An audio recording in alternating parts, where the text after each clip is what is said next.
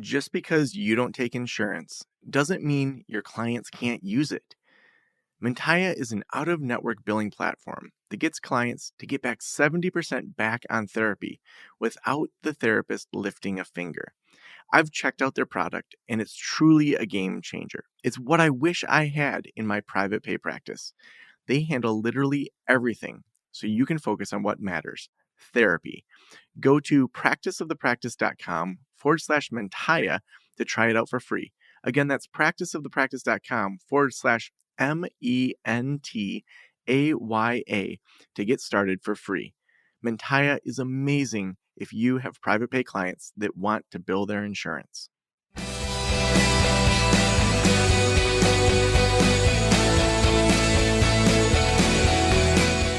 This is the Practice of the Practice podcast bonus episode.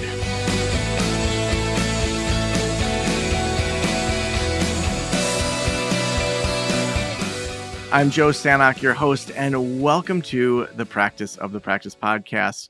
This month and part of next month, we are going to be talking about seven-figure practices.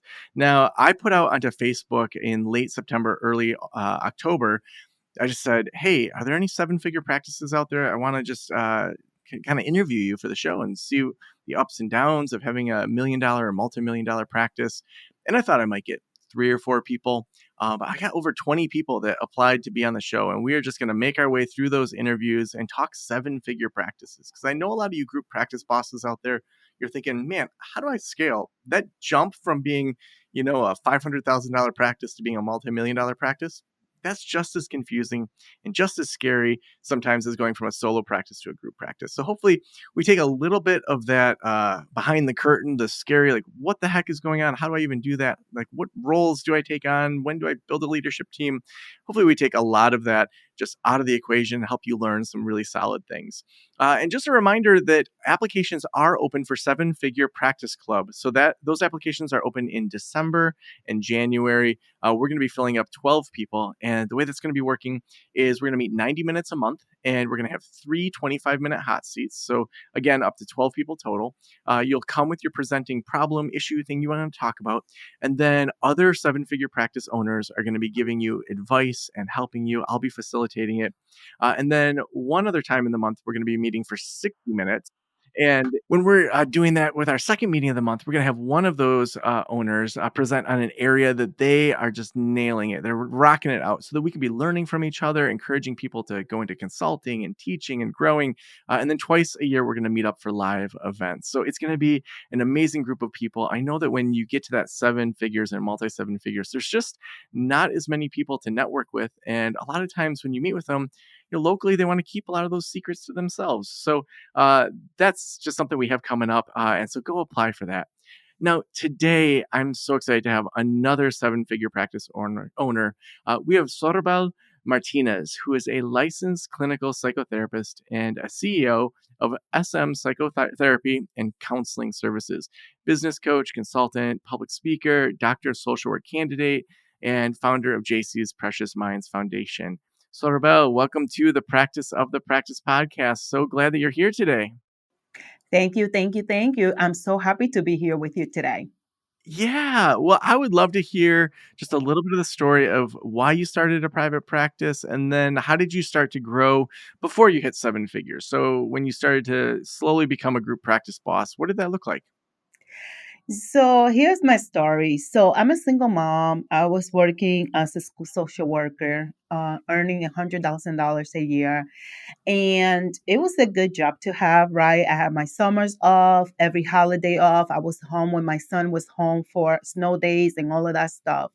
However, my dreams became too big for that $100,000 because I had desire to continue to send my son to private school and provide my son other opportunities that, unfortunately, after paying all the taxes, right, it was not quite possible for me.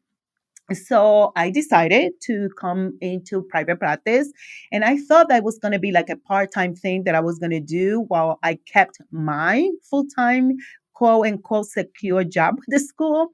And Oh, I know then that feeling of a quote secure yes, job. oh yes, it was so hard to make that decision. But what happened was that I started my marketing plan and strategy, and I put it in place before I started the private practice, right?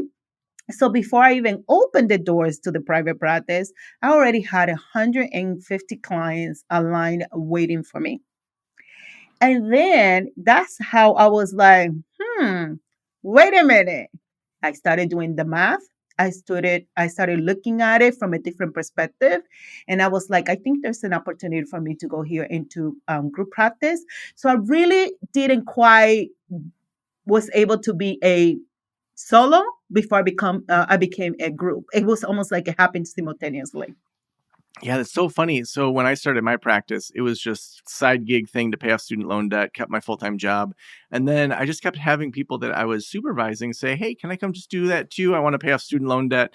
I'm like, "Sure, I guess I should figure out how to hire someone." And before I knew it, I had a 4-person private practice and I still had Yeah, my full-time job. And so it was like same sort of thing where this group was growing. It wasn't like I was busting at the seams with a solo practice for years and then hired someone. It was, wow, this is growing without me really having to put as much time into it. yeah, Now, when did you leave that full-time job and really dive into like growing that group practice? immediately. So I remember I registered my business September 25th. I put in my notice in October of 2018, and I gave them 4 weeks notice what it was required, and I was gone. I went straight into private practice full time.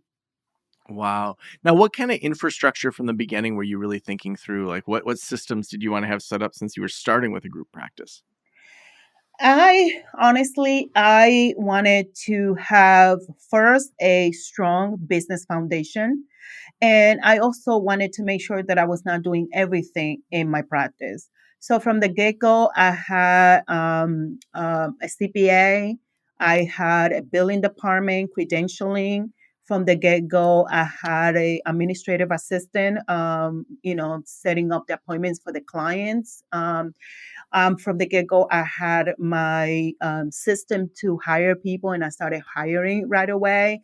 And little by little, I started growing. And when I noticed that there were some things that I needed to put in place and I didn't have a mentor to help me out, what I did is I created my own framework. And so I put the framework in place, and that's what I used to grow my private practice to where it is right now.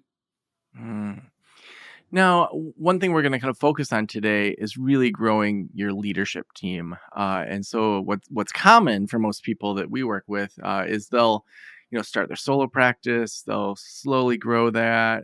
Then they'll quietly add one person, and then maybe they'll add another person, and then, before they know it, maybe they're at like 5 or 10, and they're like, "I guess I should have a clinical director. I don't know." And so we get this Mhm. question all the time from people that maybe don't start with as strong of a plan as you had. At what point did you decide I need to grow the leadership team of this business? To be honest, almost from the get go, I think like around March, I said, well, I need to start putting some things in place, right? To make sure that everyone was supported, and I wanted to ensure that my team also felt supported. Being in private practice, that private practice can be a little bit isolating, and I wanted to make sure that they felt supported.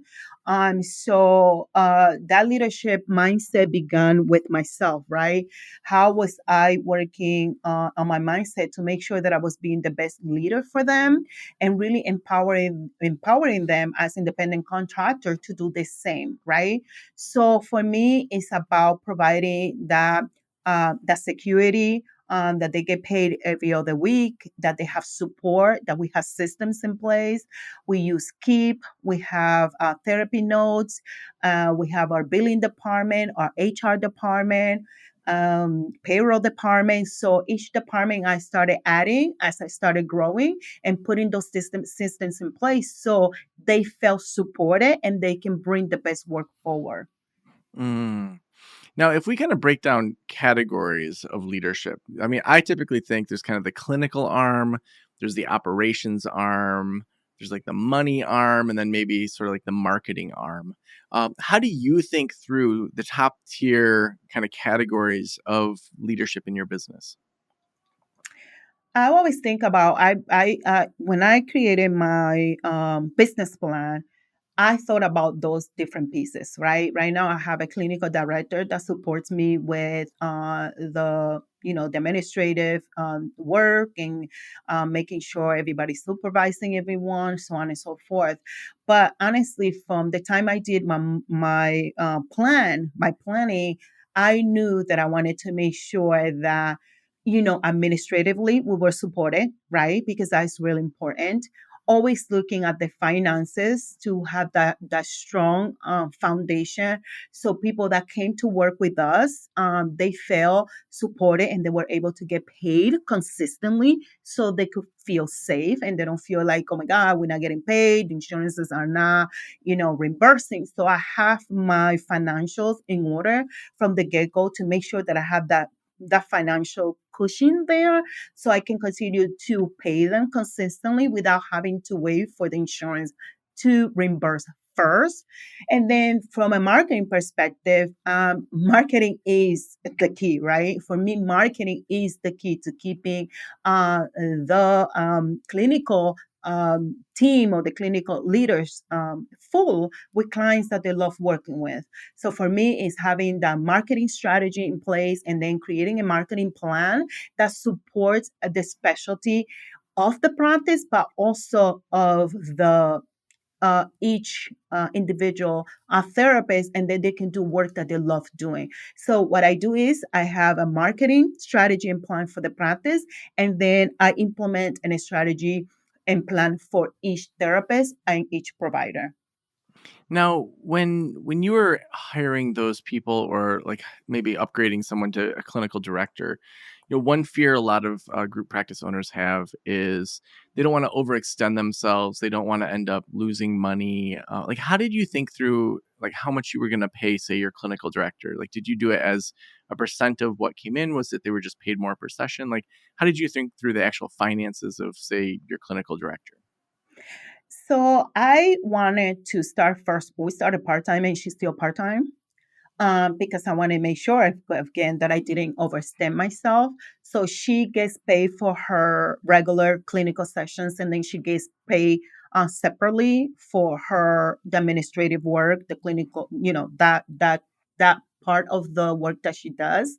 And so for me, what I did is I consulted with my money. I consulted with my CPA, and I also consulted with one of my mentors, and that's the way I decided. And then I came together with her. She's a person that been with me for a really long time. So we talked about it, and she agreed that that's something that she wanted to do, and that it was supporting her family and how she wanted to serve not just the clients but the clinicians in the practice.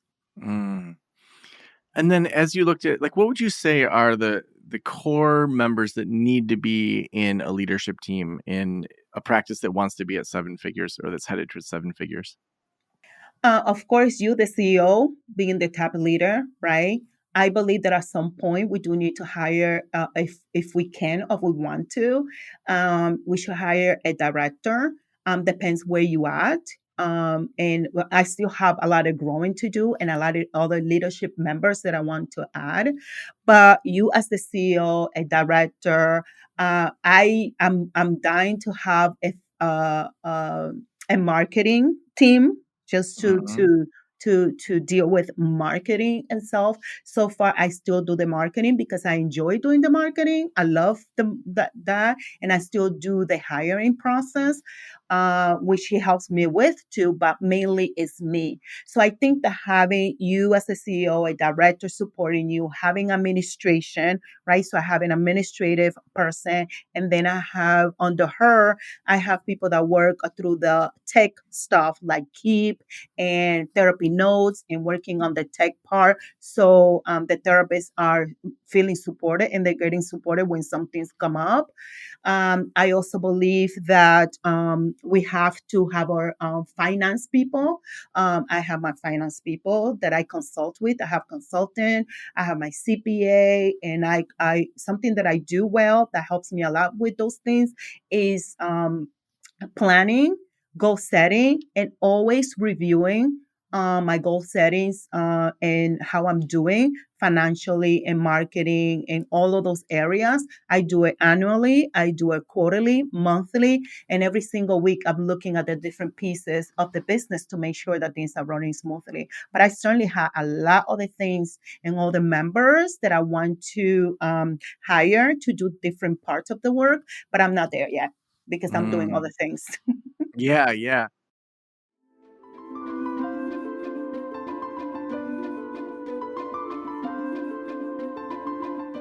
If you're looking for an awesome payroll solution, look no further than Gusto. We've used them for years here at Practice of the Practice. They keep me organized, we know how much taxes we're paying, and it's all done right, and you get pay stubs that look like any other company. Head on over to gusto.com/Joe to learn all about their payroll solutions. There is no reason that you should be worrying about payroll. Do it right. Head on over to gusto.com/Joe. That's GUSTO.com/Joe. Now, how do you think through your time of what you're going to spend time on in the business and what you're going to outsource or what you're going to hand off to other team members? For me, it's really what I value is really allowing people to do what they genius doing, right? I don't want to do things that are not my calling. I don't want to do things that I'm not an expert at. I do well with marketing because I have a master's in business administration and I have studied marketing and I continue to study marketing and I enjoy the work. But honestly, if you're not an expert in billing and payroll and HR and all these different tasks that will take you probably more time than someone else that is an expert, I will say delegate. The way I look at it is like the 80-20 rule. I focus most of my time in my 20%, I focus on the things that are going to produce the 80% results, right? So for me is I put things in category. I organize things in a way that allows me to maximize my time. I use a timer to do my task. I identify the task that needs to be completed, and if there is something that is outside of the scope of my knowledge and practice, I always look for someone else to get it done, like building my website or,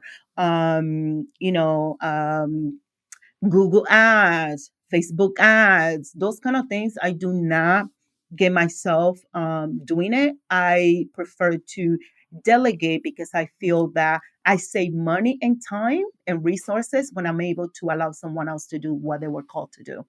It's so interesting sometimes when interviews that I do in the same day say similar things. So, right before this, I interviewed this guy, Joe Rare, and his episode went live on November 8th. And it was actually a bonus episode between episode 922 and 923 that we squeezed in there.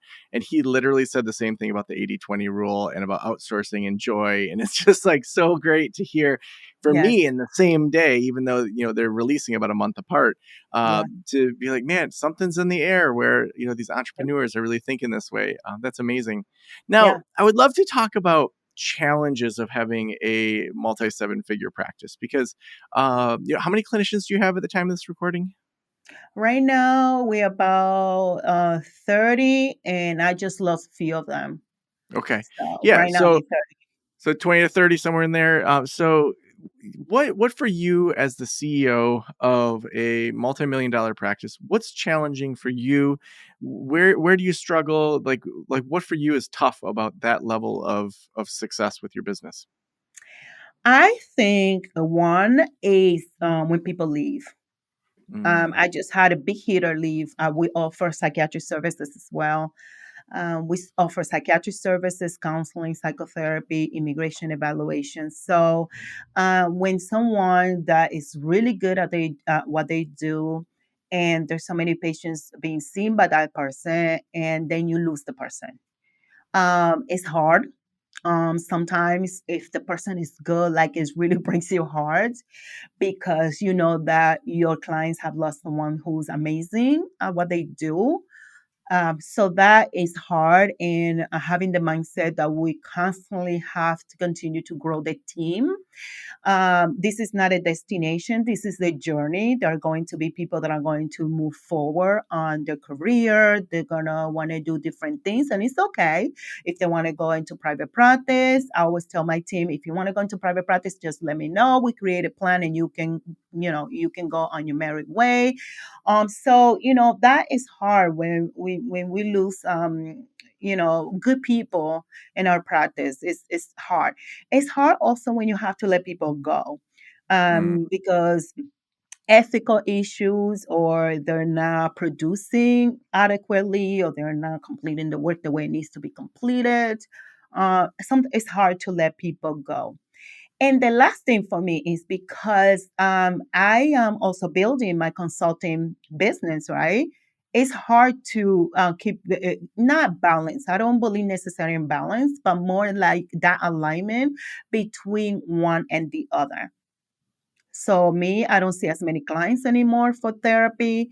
So it's like when I was transitioning, it was like playing that game. Like, okay, I do some here, I do some there, I do some here, I do some there. And that doing like the dance, right? To make Mhm. sure that I kept growing in both areas. So those has been the challenges for me. Yeah, no, and I think that's so common. A lot of what you're saying, I think a lot of the seven figure practice owners have said, because you start to grow, and sometimes when you have that large of a team, you don't know people nearly as well as when you had a Yeah. smaller team, and Oh yeah. there's different eyes that are on it than your own, and you're asked to make Mhm, these judgment calls, but also you don't often have as much information as somebody else does. So, mhm. yeah, I think that's such a wise way to think through it. Now, around those areas of letting people go, of when people move on, of balancing your time, like what kind of solutions or things are you trying? You may not have nailed it, but like what are you experimenting with to make that easier for yourself? Number one, mindset. What is the mindset that you have? Are you the CEO of this business, right? We're going to have to make tough decisions regardless. So, having the mindset of a CEO that when the difficult challenges come, how am I going to bounce back from that dirty share of feeling terrible or feeling bad, or, having to make tough decisions, right? So, for me, that mindset.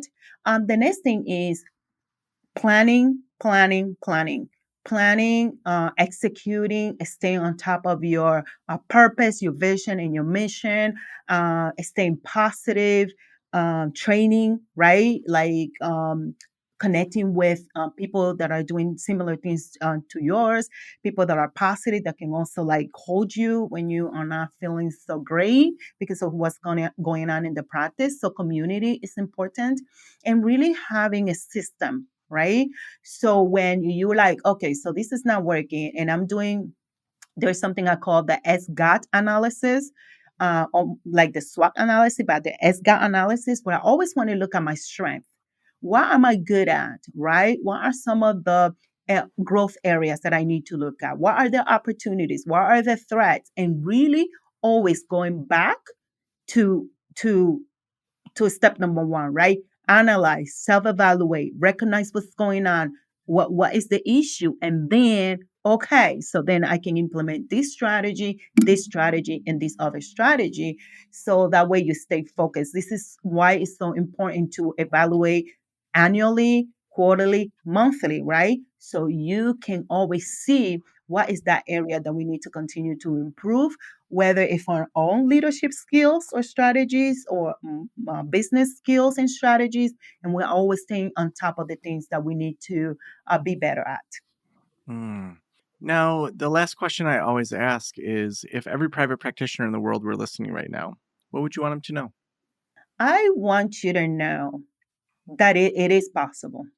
That it is possible that with the right skills, tools, and strategies, you can be a very successful business owner, and that if you build the right mindset, if you do the 90% of the work, which is a spiritual and mindset, the 10% is easy because that you can learn how to do. And if you implement, you can always get the results. So it's all possible. You just have to get yourself where you believe in yourself and that you are constantly taking action towards your goals, and you will get there. So awesome. I know you put together a resource for people around building their leadership teams, building their overall team. Can you tell us a little bit about that and where they can grab it? So I created a checklist. It's not your typical checklist. You are going to have great information and things that you can implement immediately. It's called Elevate Your Practice: 7 Steps to Build Your Unbreakable Dream Team for Your Mental Health Practice. And what you're going to do, you're going to go to www.unbreakabletherapist.com/checklist, and you can download that checklist for free. It's about 8-10 pages or so. It's a really good resource for you to begin to understand what are some of the steps that you need to take forward. So awesome. Thank you for putting that together for our audience and all of you listening. Hopefully you go grab that. Soribel, thank you so much for being on the Practice of the Practice podcast. It is a pleasure.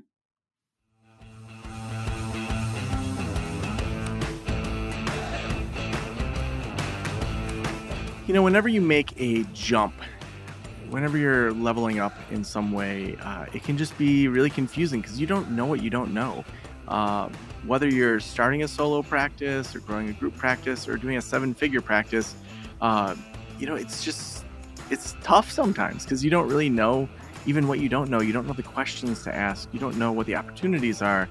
And for me, that's why it's so important to be in community with people that are around your same phase of practice, to be able to bounce questions off them, to be able to get teachings from them, to be able to dig in and say, hey, I have a 7-figure practice. What the heck should I do in this situation? Even being able to say, one of my lead psychiatrists just left. Everyone loved them. Like, how the heck do I find someone as great as that? What do I do with the clients? What should I think through ethically? To be around other people, to just help you in those areas, and then also to help people, to me, is just so important. And we see that all the time with Next Level Practice, Group Practice Launch, and Group Practice Boss. And that's why we are starting the 7-Figure Practice Club. It's specifically for practices that are grossing over 7 figures. The applications are now open over at practiceofthepractice.com/club. We're going to be going through those applications in December and January. And then in late January, we'll be letting the 12 know who has been accepted.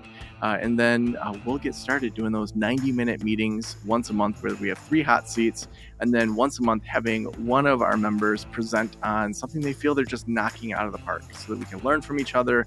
We can practice building those consulting skills. We can get feedback on what sounded good, what was confusing, so that really we can have all these advocates around us that are nailing it, are killing it so much, that can help promote you into that broader scope. So again, that opens up in December and January. That's practiceofthepractice.com/club. Also, we could not do this show without our amazing sponsors. Gusto has been a sponsor for years, and they are back to remind you that, hey, it's the end of the year. Get your books in order, start the year off right, do your payroll through Gusto. Go to gusto.com/Joe and use promo code Joe at checkout to get that extra discount on Gusto services. Thank you so much for letting me into your ears and into your brain. Have a great day. I'll talk to you soon. Special thanks to the band Silence is Sexy for that intro music, and this podcast is designed to provide accurate and authoritative information in regard to the subject matter covered. It is given with the understanding that neither the host, the producers, the publishers, or guests are rendering legal, accounting, clinical, or other professional information. If you want a professional, you should find one.